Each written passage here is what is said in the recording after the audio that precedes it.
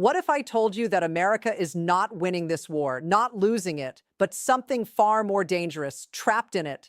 Trapped in a way where every move forward makes things worse, every move backward makes things worse, and standing still is slowly bleeding the most powerful nation on earth dry.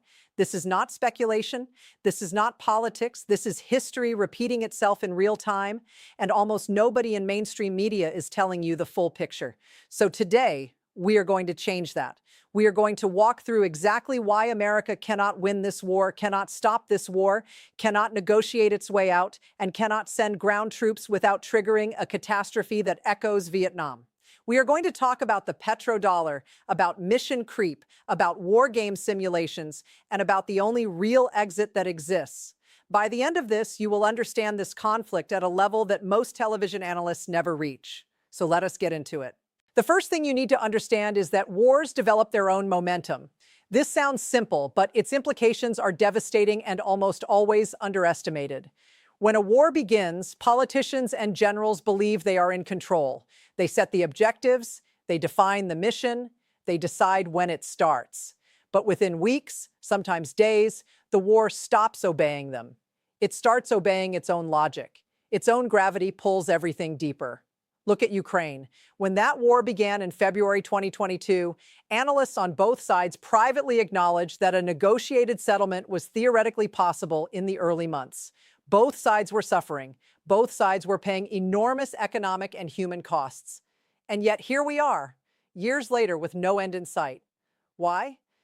Because stopping a war requires one side to accept something psychologically unbearable: loss, humiliation, terms that feel like surrender. And no government, no leader, no military establishment willingly chooses that. They choose to keep fighting because fighting feels like hope and stopping feels like defeat. This war with Iran is following that exact same pattern. The momentum is already building. The logic of escalation is already taking over.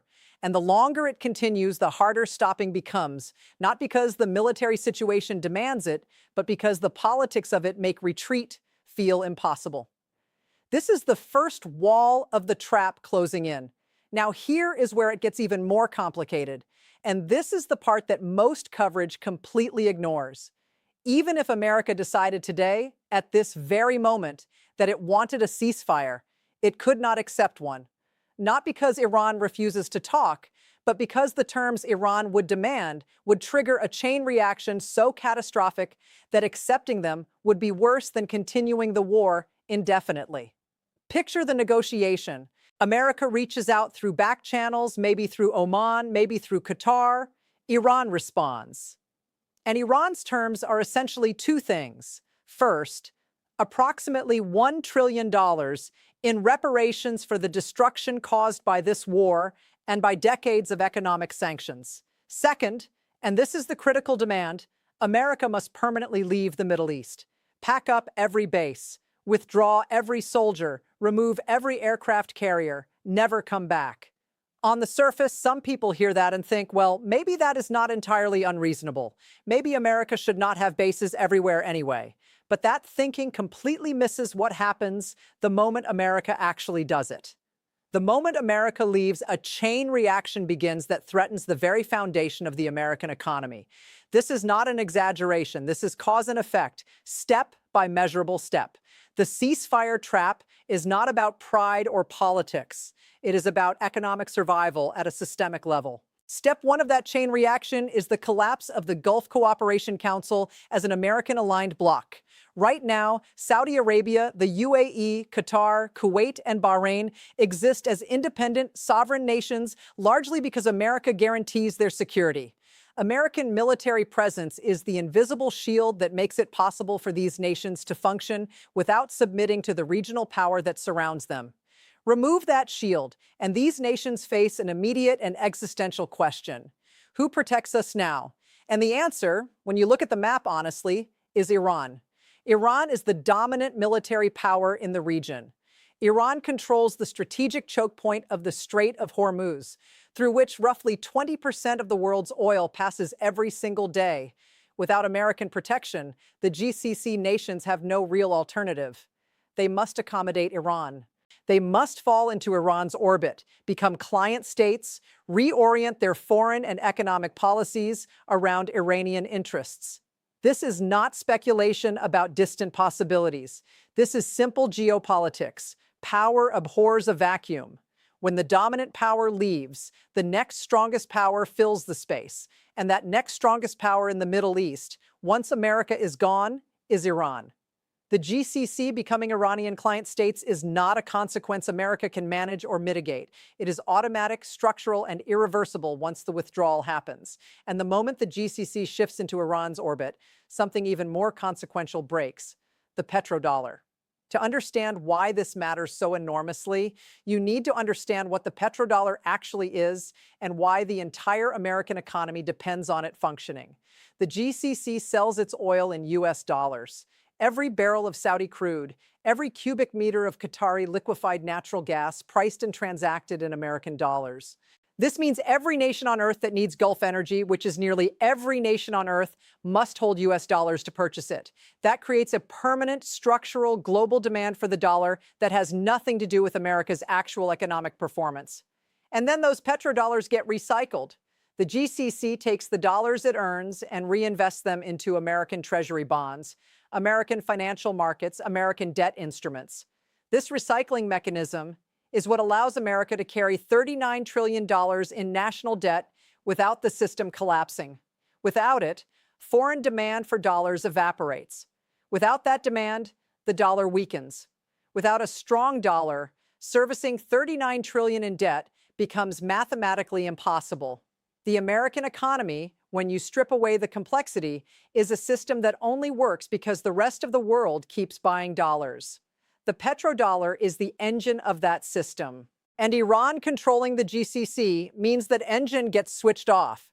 The financial consequences would make 2008 look like a minor correction.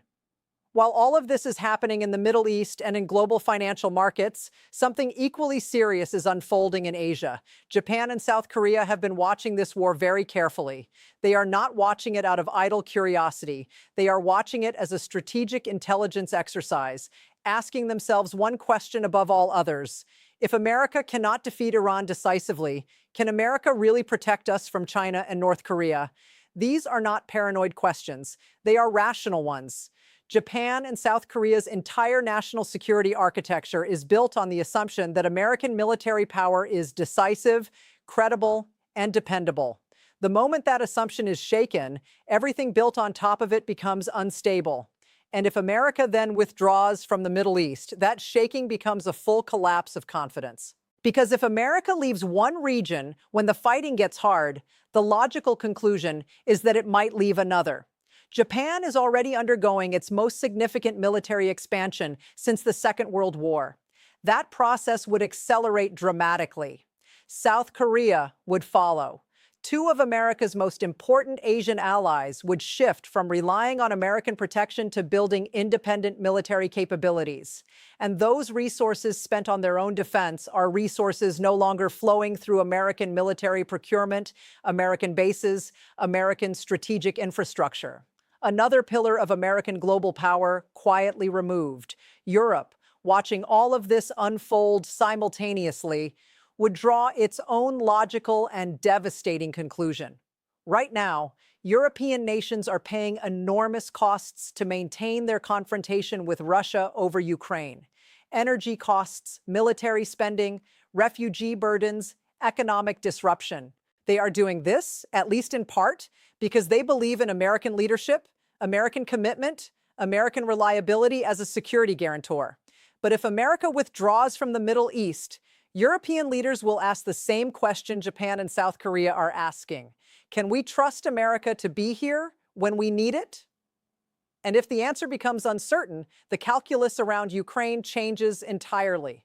The rational European response becomes negotiating a peace settlement with Russia as quickly as possible before conditions get worse, before the costs pile higher. And the moment Europe makes a separate peace with Russia, NATO's coherence fractures.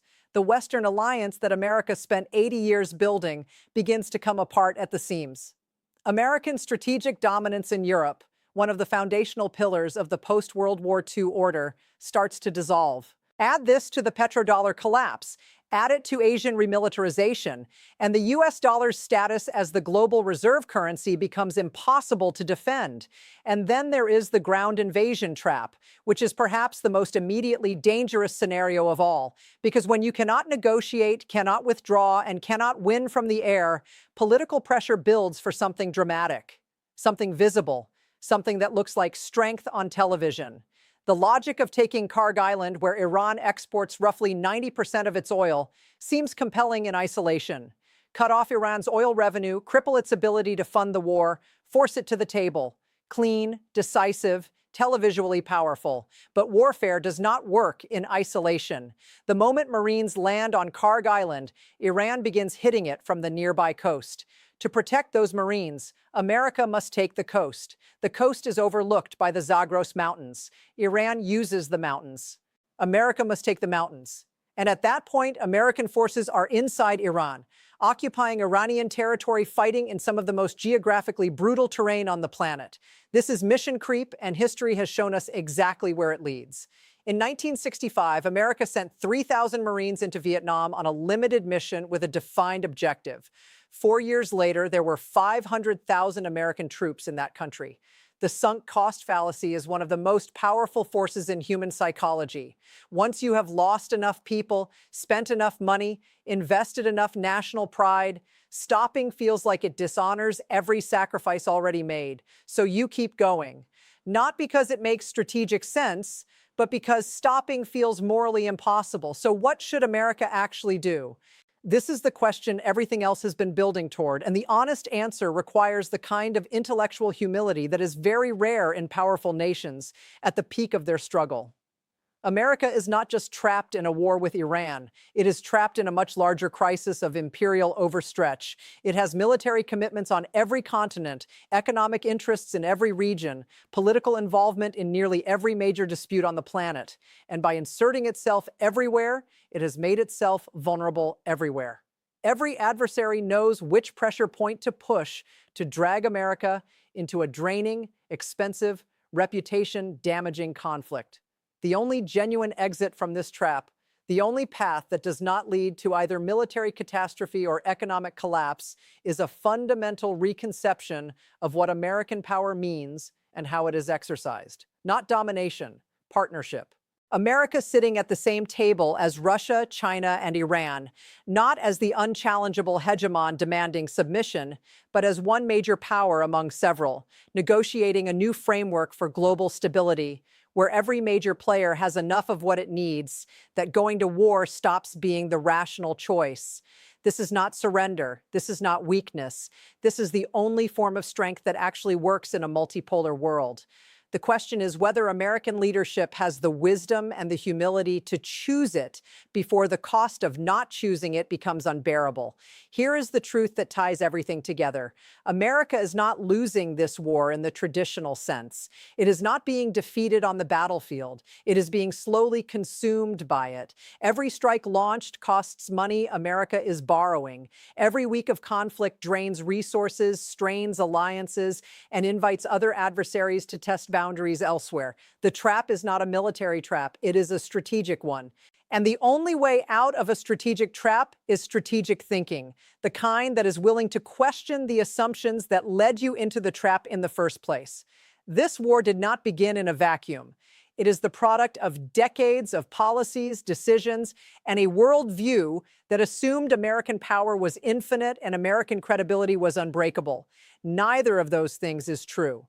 And the sooner that reality is accepted, the sooner a genuine path forward becomes possible.